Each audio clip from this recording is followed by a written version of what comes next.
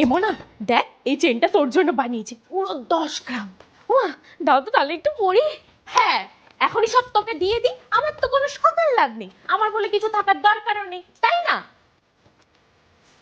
শোন, এখন আমি এইসব কিছু পরবো, আর আমার পরে তো সবকিছু তোরই, তুই তো পরবি। দেখ মোনা, কম্বলটা দেখ, তোর জন্য কিনলাম, ভালো না? বাহ মা, তাহলে এটা আজকের থেকেই গায়ে দেবো। হ্যাঁ, এত দামি একটা জিনিস তুমি এখন থেকেই গায়ে দাও। শোন, তুই যখন বিয়ে করে এই বাড়িতে আসবি বর নিয়ে, তখন এর জন্য এটা কিনে রাখলাম, এটা তো তোরই।